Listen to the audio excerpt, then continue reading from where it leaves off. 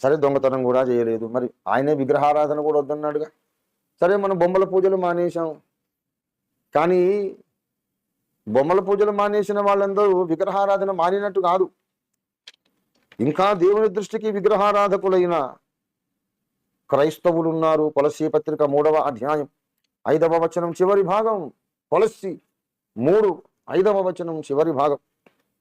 విగ్రహారాధన అయిన ధనాపేక్షను చంపివేయుడి. ఎంతమంది గొప్ప గొప్ప మహాసంస్థల నాయకులు ధనాపేక్ష కలిగిన వాళ్ళు, ఎంత నికృష్టమైనటువంటి సాక్ష్యం అండి. ఇంకా నేను అవన్నీ చెప్పను, మళ్ళీ నేను బాధపడతాను, విని మీరు బాధపడతారు. నాకు ఇష్టం లేదు. కానీ నేను చూసా, 100ల కోట్లు కలిగిన వాళ్ళు ఒక్క 10 లక్షలు ఒక పేద సేవకునికి సహాయం చేయలేకపోయారు. కోటీశ్వరులైన వాళ్ళు ఒక సేవకుడు మీద కప్పు వేసుకుంటానంటే 1,00,000 రూపాయలు ఇవ్వలేకపోయాడు. అలాంటి వాళ్ళని ఎంతోమందిని చూశాను. ధనాపేక్ష ఏం కట్టుకున్నారు? ఇప్పుడు నేను చెప్పిన వీళ్ళందరూ వెళ్ళిపోయారు. ఆ డబ్బు తీసుకుపోయారా?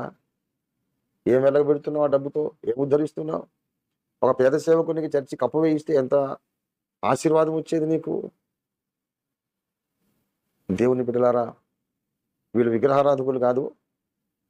1000 కోట్లు దాచిపెట్టుకున్న ఒక సేవకుడి దగ్గరికి, ఒక విశ్వాసం మీద సేవ చేస్తున్న ఒక దైవజనుడు వెళ్ళి ఏదైనా సహాయం చేయండి అంటే, డబ్బు కొరకైతే ఇంకొకసారి మీరు నా దగ్గరికి రావద్దండి, నేను ఇవ్వలేను డబ్బు, నేను ఇవ్వనని చెప్పేశాడు.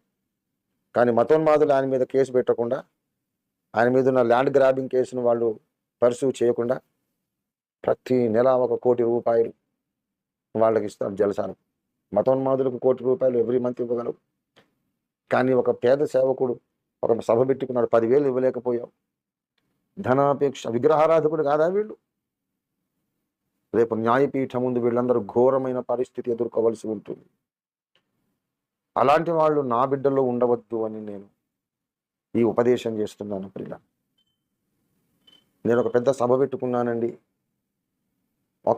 ఏదైనా సహాయం చేయండి అని వెళితే 1000 కోట్లు ఉన్న ఒక దైవజనుడు ప్లీజ్ గెట్ అవుట్ అని అనేశాడు.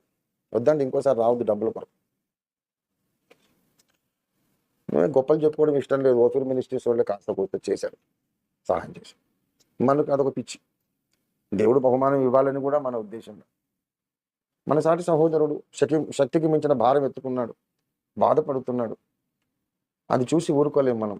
విషయం మనకు మనుషులు కానీ దేవుడు కానీ మెచ్చుకోవాలని కూడా మన ఉద్దేశం కాదు. కానీ ఒకటే సంతోషం, మన గుండెల్లో ధనాపేక్ష అనే విగ్రహం అయితే లేదు. అదే నాకు సంతోషం.